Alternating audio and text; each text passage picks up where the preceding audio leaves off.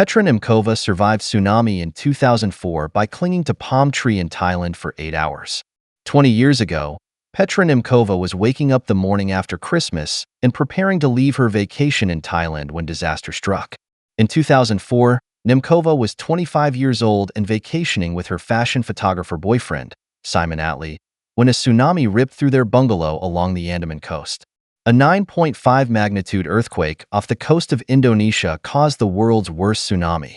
Attlee was swept away by the waves and not found for 3 months, and the young supermodel was forced to cling to a palm tree for 8 hours to survive.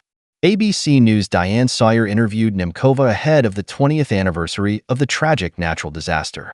The now 45-year-old said that the pain of hearing children's screams and not being able to help them is still strongly with her every single day. "It's always difficult to go back in that moment when my life changed." Petra Nemcova. "It's always difficult to go back in that moment when my life changed," she told Sawyer. On December 26, 2004, Nemcova and Attlee were staying in Khao Lak, Thailand, preparing to end their trip when the tsunami hit. Speaking of depending on a palm tree for her survival, Nemcova said, "I went into this stillness, into almost like a meditative state, because I knew if I start panicking, you lose more energy, and I needed all my energy to keep alive." Attlee's body was discovered and identified on March 3, 2004. He was among nearly 230,000 people believed to have died during the tsunami. It was a miracle that Nemcova survived. When she was rescued, her clothes had been torn off, and she suffered from a fractured pelvis and internal injuries, GMA reported. The people who rescued Nemcova were strangers. They gave her clothes, put her on a mattress, and pushed her through debris to get to medical aid. "Those people were ready to risk their lives for strangers," Nemcova said. "And that shows you the best of humanity." In November, Nemcova told People, "Everything happened in split seconds. I looked up to see frantic movement and people jumping, and then in the next second, the wave is crashing into the bungalow and breaking all of the glass windows." Nemcova recalled her last moment with Attlee as shards of glass cut into her. "I heard Simon screaming my name, and it was the last time I heard him. The model tried to hold on, but eventually let go.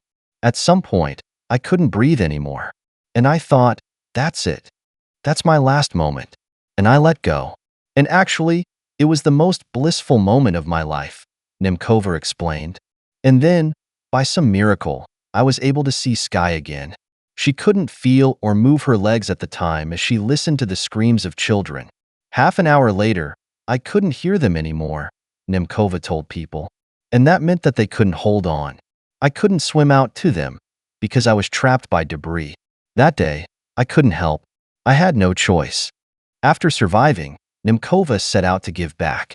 She created the Happy Hearts Fund in 2005 as a way to rebuild schools in areas hit by natural disaster.